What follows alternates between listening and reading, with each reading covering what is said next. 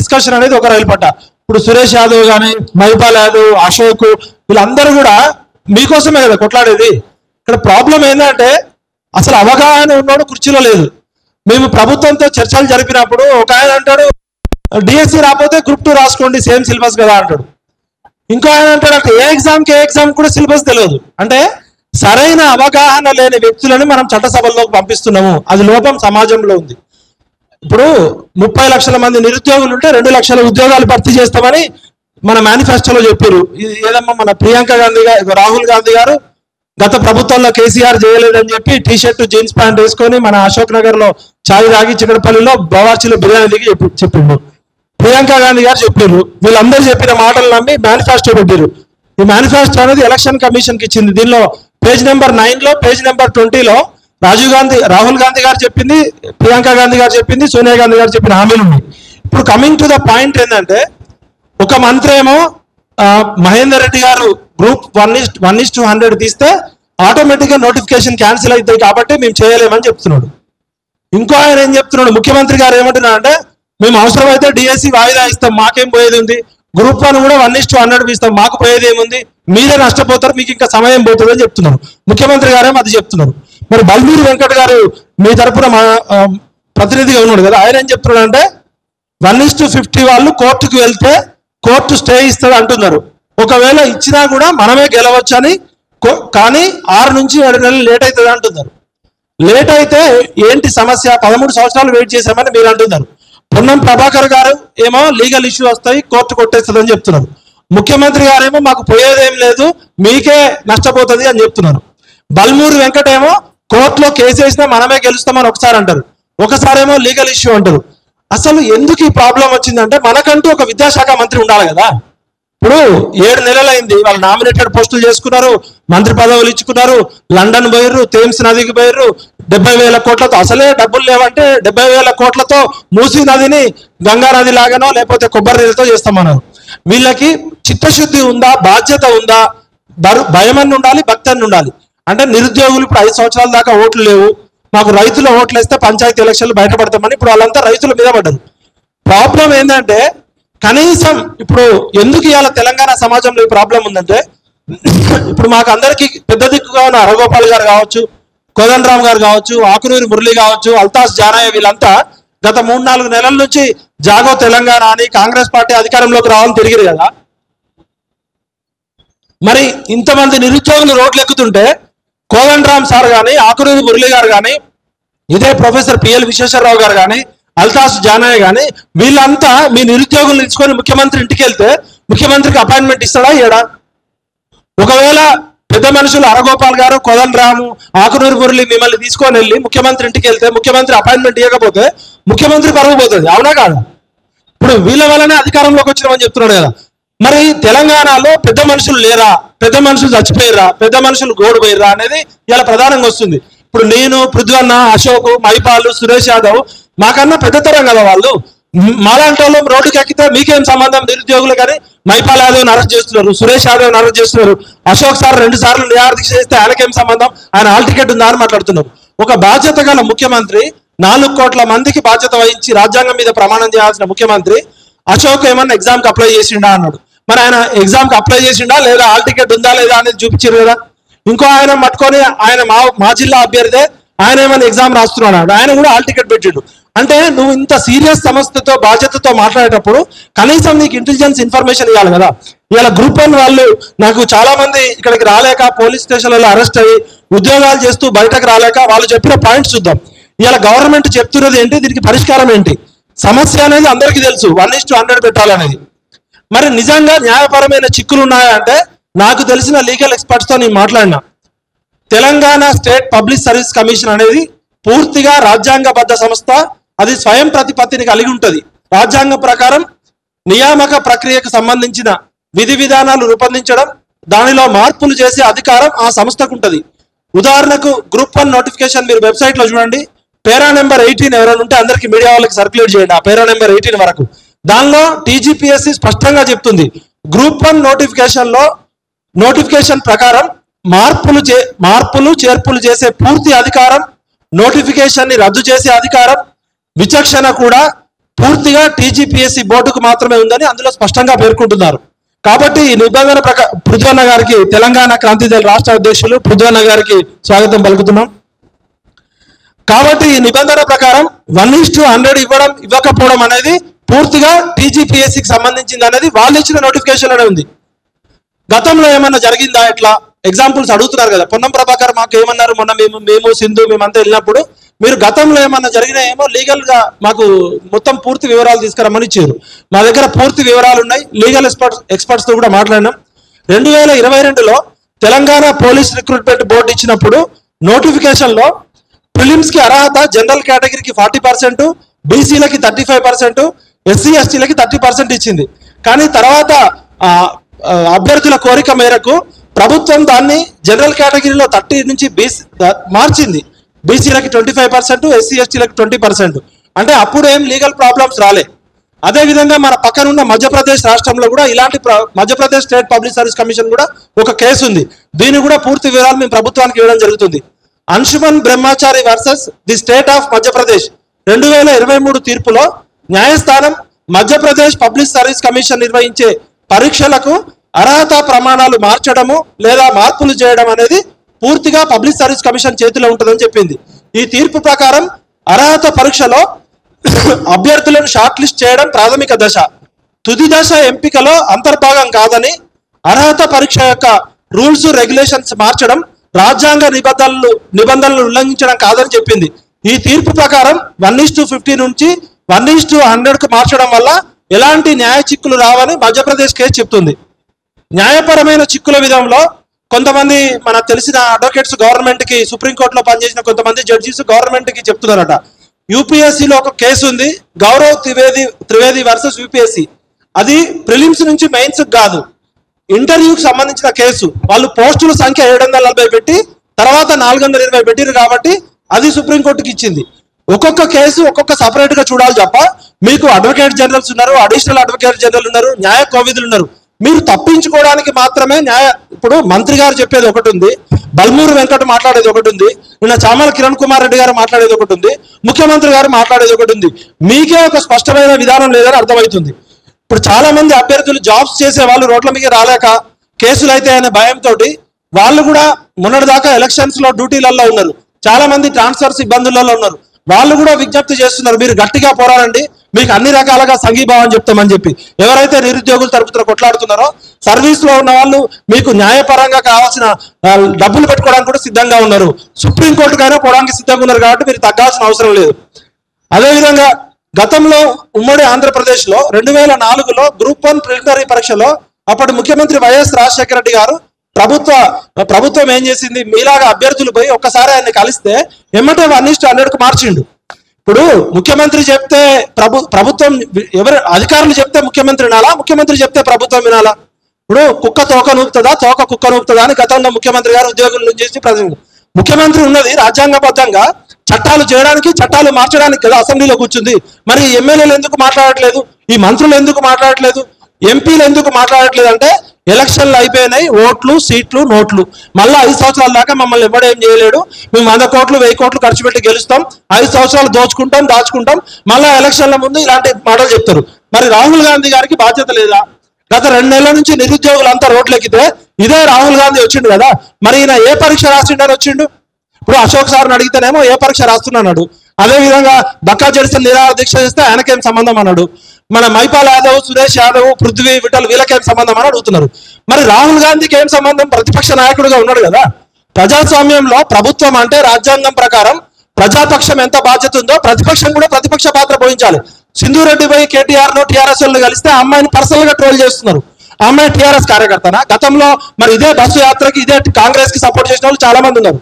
అంటే మీకు సపోర్ట్ చేసినప్పుడేమో వాళ్ళు నిరుద్యోగులు, విద్యార్థులు, మిమ్మల్ని ప్రశ్నిస్తే వాళ్ళు టీఆర్ఎస్ వాళ్ళు, బీజేపీ వాళ్ళ, వాళ్ళు నిజంగా టీఆర్ఎస్ వాళ్ళే, బీజేపీ వాళ్ళే. మీ దగ్గరకు వస్తే మరి మీరు పరిష్కరించాలి కదా.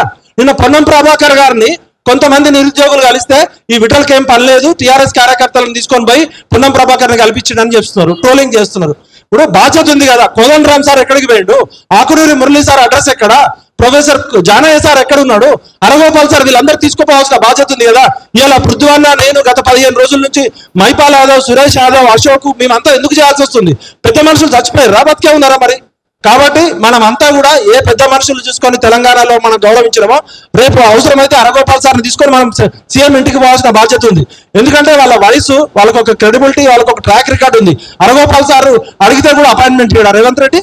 కాబట్టి నేను ఒకటే చెప్తున్నా, ఇప్పుడు చాలా టెక్నికల్ అంశాలు ఉన్నాయి, వాటన్నిటికీ మనం ఇప్పుడే చెప్పడం భావ్యం కాదు. కాబట్టి నేను సర్వీస్ కమిషన్లో ఎక్స్పర్ట్స్ లాయర్తో మాట్లాడినాం, ఇవాళ సాయంత్రం కూడా మేము కలుస్తున్నాం.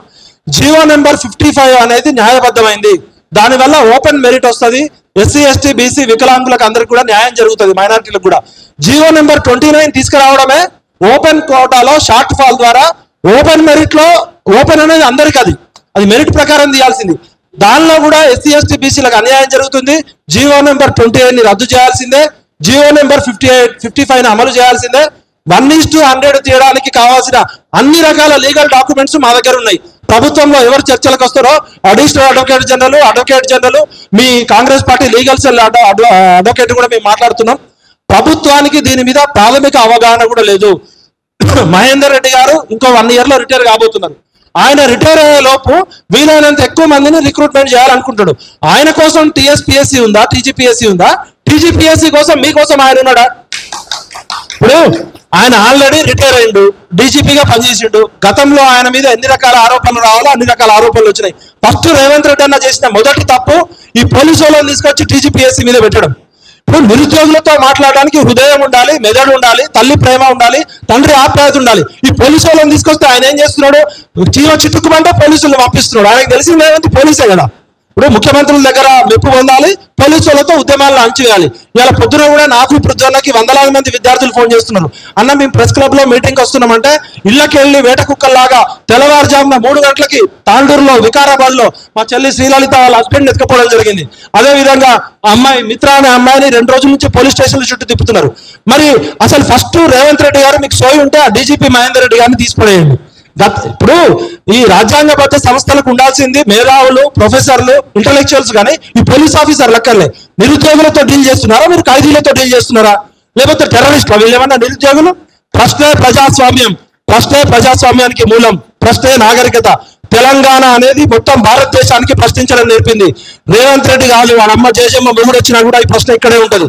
గతంలో ఉన్న కేసీఆర్ అనేటువంటి కచరా పాలన ఏ విధంగా పొందబెట్టామో రేవంత్ రెడ్డి గారు మీరు మంచిగా చేస్తే వీళ్ళు పాలాభిషేకాలు చేస్తారు, లేకపోతే నీకు గజని అనే పేరు పెట్టే ప్రమాదం ఉంది. వాడు కచరా అయితే నువ్వు సైకో కచరా అవుతున్నావా ఏంది? అంటే రేవంత్ రెడ్డి గారు మీరు మంచి పాలన చేయాలని కదా మేము కోరుకునేది. నీకు అవగాహన లేనప్పుడు వీళ్ళతో పిలిచి మాట్లాడడానికి నీకేం ప్రాబ్లం? అంటే అంత 3 అక్షరాలు ఇవ్వాలా. నేను చాలా మంది మంత్రులతో మాట్లాడినా, ఎంపీలతో మాట్లాడినా, వాళ్ళు ఆఫ్ ద రికార్డ్ ఏం చెప్తున్నారంటే మేము ఎవ్వరు చెప్పినా ఆయన ఇవ్వట్లేదు, ఆయన ఇగోకు పోతున్నాడు, ప్రిజడ్యూస్కి పోతున్నాడు, నిరుద్యోగులతో యుద్ధం పెట్టుకుంటున్నాడు, అది మా పార్టీకి నష్టం చేస్తారని చెప్తున్నారు. మేము ఢిల్లీలో ఉన్న ఏఐసిసి పెద్దలకు కూడా మెసేజ్ పెట్టడం జరిగింది.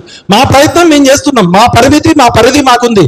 మీరు పోరాటం చేస్తున్నప్పుడు మేము సంఘీభావంగా వస్తున్నాం. మీ పోరాటాన్ని అడ్డం పెట్టుకునేది రాజకీయ ప్రయోజనం కోసం రావట్లేదు. రేవంత్ అన్న, నీవు చిన్న వయసులో అదృష్టవశాత్తు ముఖ్యమంత్రి అయినావు. నువ్వు చదువుకున్న BA చదువుతో ఇక్కడ మాకు PhD చేసిన మాకే చాలా సబ్జెక్ట్స్ అర్థం కావట్లేదు. ప్రతిదీ కూడా ఒక స్పెషలైజ్డ్ సబ్జెక్ట్ ఎక్స్పర్ట్స్ ఉంటారు. అవగాహన, ఆలోచన, ఆశయం కరెక్ట్గా ఉంటే అర్థమవుతుంది.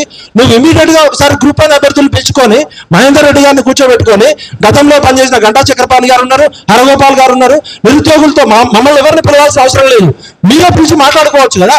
మాకెందుకు ఇవాళ గత 20 రోజుల నుంచి, నెల రోజుల నుంచి నాకు, పృథ్వన్నకి, మైపాల్కి, సురేష్కి, అశోక్ సార్కి మాకెందుకు ఈ బాధ? పెద్ద మనుషులేమో ఎమ్మెల్సీల కోసం, విద్యాశాఖ కమిషన్లో ప్రాజెక్టుల కోసం, నామినేటెడ్ పోస్టుల కోసం వాళ్ళు తిరుగుతున్నారు. ఇవాళ తెలంగాణ సమాజం గొడ్డుపోయిందా అని అడుగుతున్నాం. ఇది మీ నిరుద్యోగుల పోరాటం కాదు, ఇది తెలంగాణ పోరాటం.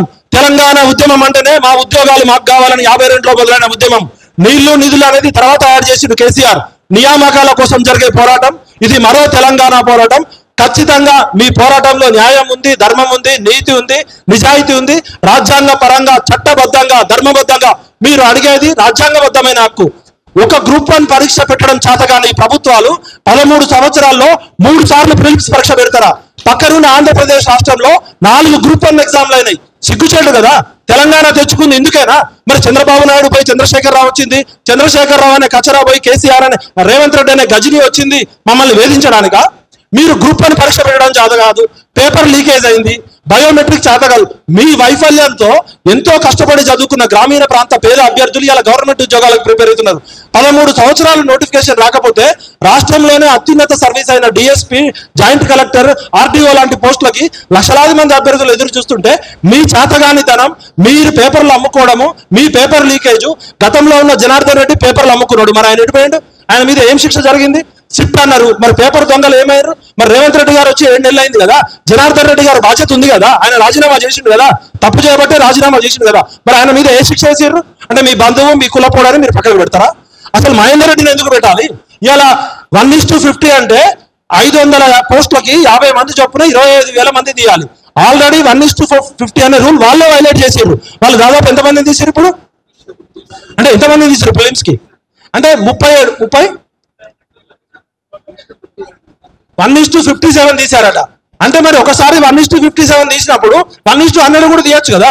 మరి 1:50 తీస్తా అని 1:57 ఎవరి ప్రయోజనాల కోసం తీసారు? గతంలో గ్రూప్ 1కి ఇంటర్వ్యూలు ఉంటే అక్రమాలు జరుగుతాయని కేసీఆర్ ఇంటర్వ్యూలు తీసేసి తనకు సంబంధించిన వాళ్ళకి అమెరికాలో ఉన్నోడు, ఎగ్జామ్ రాయనోడు, సీఎంఓ ఆఫీసులో పనిచేసినోడు కొడుకు, నా దగ్గర 23 పేర్లు పూర్తి ఆధారాలతో ఉన్నాయి. నేను గత ప్రభుత్వం మీద కొట్లాడినాం మేము, కానీ వాళ్ళు ఇప్పుడు హాయిగా ఉన్నారు. మరి గతంలో ఆయన రావులకి పోస్టులు ఇచ్చిండు, ఇప్పుడు మీరు రెడ్లకు పోస్టులు ఇవ్వాలనుకుంటున్నారా? అంటే ఏం జరుగుతుంది? ఇది ఎందుకు ట్రాన్స్పరెన్సీ ఉండదు? 1:50, 1:57 ఎవరి కోసం చేసిర్రు? ఓపెన్ మెరిట్ ఎందుకు తీయట్లేదు? షార్ట్ ఫాల్ లిస్ట్ ఎందుకు తీయట్లేదు? మీ దగ్గర ఇన్ని బొక్కలు పెట్టుకొని మీ మాట్లాడితే ఏమంటున్నారు టీఎస్పీఎస్ వాళ్ళు? వీళ్ళు గ్రూప్ 1లో కేసు వేస్తే కోర్టు గెలుస్తుంది, కానీ మాకు ఎగ్జామ్ పెట్టడం వల్ల వాళ్ళకి ఎగ్జామ్ సెంటర్స్ సరిపోవు, వాల్యుయేషన్ చేయడానికి టైం సరిపోదు, లాజిస్టిక్ సపోర్ట్ వస్తుంది. అరే మీకు ఏమైనా సిగ్గు శరం ఉందారా? మీరు ఇవాళ లక్షల మంది అభ్యర్థులు ఉంటే షార్ట్ లిస్ట్ పెట్టడము, వాల్యుయేషన్ చేయడం కష్టమా? ఇవాళ డిగ్రీ పిల్లలు లక్షల మంది రాస్తారు, పీజీ ఎగ్జామ్స్ లక్షల మంది రాస్తారు, నెల రోజుల్లో ఇవ్వట్లేదు రిజల్ట్. మీరు తప్పించుకోవడానికి లాజిస్టిక్ సమస్య అని చెప్తున్నారు, లేకపోతే పేపర్ వాల్యుయేషన్ చెప్తున్నారు. మీరు మీకు సంబంధించిన వాళ్ళకి గ్రూప్ 1 పోస్టులు పెట్టి 100 మందినో 200 మందినో పెట్టడానికి అనుమానం చేస్తున్నారా? ఒకసారి ఒక గ్రూప్ 1 అభ్యర్థి అయితే, నా బంధువో నా చుట్టమో అభ్యర్థి అయితే, ఇప్పుడు ఒక ముఖ్యమంత్రికి సంబంధించినోడో, ఒక టీఎస్పీఎస్సీ చైర్మన్ కి సంబంధించినోడో గ్రూప్ 1లో అక్రమంగా పోస్ట్ వస్తే వాడు 35 సంవత్సరాలు బానిసలాగా పనిచేస్తాడు. ఇప్పటికే మన న్యాయ వ్యవస్థలో గతంలో ఉన్న ముఖ్యమంత్రి ఎట్లా చేసిండో తెలుసు. గతంలో కేసీఆర్ ఏ విధంగా గ్రూప్ 1 పరీక్షన పల్లీలు బఠానీలాగా అమ్మిండో తెలుసు. మాకు మీ మీద నమ్మకం లేదు దొర, మీరు ట్రాన్స్పరెంట్ గా పెట్టాల్సిందే, మీరు మమ్మల్ని చర్చలకు పిలవాల్సిందే, మీరు పెద్ద మనుషుల్ని కూర్చోబెట్టాల్సిందే. మీరు ఎందుకు మహేందర్ రెడ్డి గారు పిల్లలకి ఎక్స్ప్లెయిన్ చేయట్లే? మీరు ఇంతమంది పెడుతున్నారు కదా, మా తరఫున లీగల్ ఎక్స్పర్ట్స్ ఉన్నారు, మీకన్నా తెలివిగల ఎక్స్పర్ట్స్ ఉన్నారు. ఐపీఎస్ ఆఫీసర్ రాసినంత మాత్రాన రాజ్యాంగం మీద పూర్తి అవగాహన ఉండదు. ప్రతి సబ్జెక్ట్కి ఒక ఎక్స్పర్టైజ్ ఉండాలి. ఈయన ఏమన్నా మహేందర్ రెడ్డి ప్రజలను ఎట్లా అలచాలో 10 సంవత్సరాలు అణిచినోడు, మిమ్మల్ని ఎందుకు పిలవట్లే అంటే ఆయన పోలీస్ ఆఫీసర్ గా పనిచేస్తున్నాడు. అసలు ఆ పోస్ట్కి ఆయన పనికిరాడు. అసలు ఫస్ట్ టీఎస్పీఎస్సీ ప్రక్షాళన జరగాలి ఖచ్చితంగా. కనీసం మీకు ఇంటర్వ్యూలు పెట్టడం కూడా చేత కాదు. మీరు ఏ విధంగా మీరు న్యాయబద్ధంగా పరీక్షలు నిర్వహిస్తారని మేము నమ్మాలి. కాబట్టి ఇప్పటికే 13 సంవత్సరాల కాలం జరిగిపోయింది. మీరు రేవంత్ రెడ్డి గారు, మీరు ఇమీడియట్ గా ఈగో ప్రాబ్లం కు పోకుండా, ప్రిజుడిస్ కు పోకుండా నిరుద్యోగులతో చర్చలు జరపండి. గ్రూప్ 1 పోరాటం కనుక మీరు ఈగో ప్రాబ్లం కు ఇప్పటికే డిఎస్సీ అభ్యర్థులు చాలా నష్టపోయారు. ఇది ఆ రోజు కేసీఆర్ ఏ విధంగా అయితే మాతో నిరుద్యోగులతో పెట్టుకున్నాడో, ప్రభుత్వం పోయిందో, ఆయన కన్నా 10 సంవత్సరాల సమయం ఇచ్చినాం. మీరు 10 నెలల్లోనే కుప్పకూలిపోయే ప్రమాదం ఉంది. మీరు 4.5 సంవత్సరాలు ఉండాలని కోరుకుంటున్నాము. ప్రజాస్వామ్యంలో ప్రశ్నించడం అనేది మా హక్కు. ప్రశ్నని తొక్కేయాలనుకుంటే ప్రశ్న మందు పాత్ర పేలిన తెలంగాణ లేదా బండెనక బండి కట్టి ఏ బండిలో పోతావు కొడుకు అన్నట్టు, వాడు కచరా అయితే నువ్వు గజని కావద్దు, వాడు కచరా అయితే నువ్వు సైకో కచరా కావద్దు అని రిక్వెస్ట్ చేస్తున్నా. రేవంత్ అన్న, నీకు పాలాభిషేకాలు కావాలా, మరి లాలాజల అభిషేకాలు కావాలా, నువ్వే తెలుసుకో. ఇట్లానే పోయినాం అనుకో, తూతూ చీచి ఉద్యమం చేస్తాం. ఈ ప్రపంచంలోనే 30 లక్షల మంది తూతూ చీచి ఉద్యమం, తూక్ ఆందోళన అంటారు దీన్ని, లారా అభిషేక్ అంటారు. కాబట్టి కొత్త కొత్త పద్ధతుల్లో మీకే తెలివి ఉంటే పోలీసులు లంచ్ చేస్తే, ఇవాళ సోషల్ మీడియా ఉంది, క్రియేటివిటీ ఉంది. ఎక్స్ లో 30 లక్షల మంది రాహుల్ గాంధీని, ప్రియాంక గాంధీని, సోనియా గాంధీని ట్యాగ్ చేస్తే మీరు తట్టుకోగలరా? ఇప్పుడు మహారాష్ట్రలో, హర్యానాలో, జార్ఖండ్ లో, ఢిల్లీలో 4 రాష్ట్రాల్లో ఎలక్షన్స్ రాబోతున్నాయి, వయనాడులో ఎలక్షన్స్ రాబోతున్నాయి. మీరు కనుక ఇలా మొండి వైఖరితో, అహంకారంతో పోతే మీరే ఢిల్లీ నుంచి వయనాడు వరకు మొత్తం దేశంలో ఉన్న ఉద్యమకారులందరినీ ఏకం చేసి కాంగ్రెస్ పార్టీకి సమాధి చేస్తాం. గుర్తుపెట్టుకోండి. ప్రియాంక గాంధీ గారు, you should response immediately. Rahul Gandhi, you should response immediately. ఎందుకంటే నేషనల్ మీడియా, బీబీసీలో కూడా వచ్చింది, మా పొన్నం ప్రభాకర్ గారు అంటారు రేపు ఎగ్జామ్ పెట్టుకొని ఇప్పుడు వస్తే ఎట్లా 24 గంటల ముందు వచ్చి మా మెడ మీద కత్తి పెడుతున్నామంటారు. అంటే ప్రభుత్వానికి సోయి లేదా, కళ్ళు లేవా, చెవులు లేవా, ఇంటెలిజెన్స్ రిపోర్ట్ లేదా, పేపర్లు చదవట్లేదా, టీవీలు చూడట్లేదా? వాళ్ళు ఏమంటున్నారు, ఎల్లుండి ఎగ్జామ్ పెట్టుకొని మేము డిఎస్సి 2 లక్షల మంది అభ్యర్థులు డౌన్లోడ్ చేశారు కాబట్టి ఇప్పుడు మేము ఏం చేయలేమంటున్నారు. మీ పోరాటం మా దాకా రాలేదంటున్నారు. బట్టి గారు ఏం చెప్పారు గత అసెంబ్లీలో 1:100 చేయాల్సిందే అని చెప్పినా లేదా? మరి ఇలా బట్టి గారు ఎందుకు మాట్లాడట్లే? రాజశేఖర రెడ్డి లాగా పంచగట్టుకుంటే సరిపోదు కదా, రాజశేఖర రెడ్డి లాగా పాలన చేయాలి కదా. రేవంత్ రెడ్డి రాజశేఖర రెడ్డి కన్నా మంచి పాలన చేయాలనుకుంటుంది కదా, మరి రాజశేఖర రెడ్డి గారు ఇట్లనే చేసిండా? రాజశేఖర రెడ్డి గారు మీకు ఆదర్శమా, కేసీఆర్ ఆదర్శమా? ఇవాళ రేవంత్ రెడ్డి గారు కేసీఆర్ నిరుద్యోగులు తొక్కేసిండు, నేను కూడా తొక్కేస్తే నేను గొప్పని అనుకుంటున్నారు. మూర్ఖుడు అనుకుంటారు. ప్రజలని పట్టించుకునేటోడు నాయకుడు అవుతాడు, కానీ ప్రజల్ని తొక్కేసేటోడు, ప్రజల్ని కలవకుండా ఉండేటోడు ముఖ్యమంత్రి సీట్లో ఉండడానికి అర్హుడా? చెప్పండి. మిమ్మల్ని కలవకుండా, మీతో చర్చలు జరపకుండా, మీకు పిలుపు లేకుండా, కనీసం పలకరింపు లేకుండా ఉంటే ఇది ప్రజాస్వామ్యం అందామా? రేవంత్ రెడ్డి గారు ఎల్బీ స్టేడియంలో ప్రమాణ స్వీకారం చేసేటప్పుడు అందరం పోయినామా లేదా? సమ్మక్క సారక్క జాతరలాగా పాలాభిషేకాలు చేసిరా లేదా? మరి 6 నెలల్లోనే ఇదే పాలాభిషేకాలు చేసిన నిరుద్యోగులు, నీ ప్రమాణ స్వీకారం ఒక పండగలాగా జరిపిన నిరుద్యోగులు ఎందుకు నీకు వ్యతిరేకంగా తయారైనట్టే? కనీసం 7 నెలల కాలంలో 7 నిమిషాల సమయం ఇయ్యలే నువ్వు. నిన్ను ఎవరు తప్పుదోవ పట్టిస్తున్నారు? నీ అడ్వైజర్సా, వాళ్ళు అడ్వైజర్సా? నీకు ఎవరు సోయిందా అసలు? ఎవరు నీ అడ్వైజర్స్? ఎవరు? ప్రపంచంలో అన్ని విషయాలు అందరికీ తెలవాల్సిన అవసరం లేదు. సరైన సలహా పెట్టుకోవాలి, సరైన అవగాహన ఉండాలి, సరైన నియామకం చేయాలి. రేవంత్ అన్న ఇప్పటికైనా పొరపాటు జరిగింది. 2 లక్షల మంది డిఎస్సి అభ్యర్థులని వాళ్ళ కుటుంబాలను రోడ్డున పడేసినావు. ఇప్పుడు వాళ్ళు న్యాయ పోరాటం చేస్తున్నారు. అది కూడా టెట్లో నార్మలైజేషన్ కింద ఆ కేసు కూడా మీరు ప్రభుత్వం ఓడిపోతారు. గ్రూప్ 1లో 100% నా దగ్గర పూర్తి ఆధారాలు ఉన్నాయి. మహేందర్ రెడ్డి గారు రేపు మీరు అపాయింట్మెంట్ ఇవ్వండి. మా లీగల్ ఎక్స్పర్ట్స్ తో, మా నిరుద్యోగుల టీంతో, పృథ్వన్న మేము మా టీంతో వస్తాం. మీకు తెలియకపోతే తెలుసుకోండి. మీరున్నంత కాలంలోనే రిటైర్మెంట్ అయిపోయే లోపే అన్ని పోస్టులు మీ బంధువులతోటి, మీ సంబంధించిన వాళ్ళతో నింపుకోవాలనుకుంటున్నారా? మీకు ఎటువంటి దురుద్దేశం లేకపోతే ఎందుకు చర్చలు జరపరు? మాకు మహేందర్ రెడ్డి గారు ప్రభుత్వ పనితీరు మీద నమ్మకం లేదు. రేవంత్ రెడ్డి గారు మీరు ఇమీడియట్ గా ఇన్వాల్వ్ కావాల్సిందే. మీరు ఒక కమిటీ వేయాల్సిందే. టీఎస్పీఎస్సీ చేసే ప్రతి దాన్ని కూడా పారదర్శకంగా ఉంచాల్సిందే అని రిక్వెస్ట్ చేస్తూ, మీరు చేసే పోరాటానికి అన్ని రకాల మద్దతు ఇస్తాం. ఎటువంటి పోరాటానికైనా ఇది నాంది పలకబోతుంది. ఈ గ్రూప్ 1 పోరాటము, ఈ నిరుద్యోగుల పోరాటమే మరో తెలంగాణ ఉద్యమానికి నాంది పలకబోతుంది.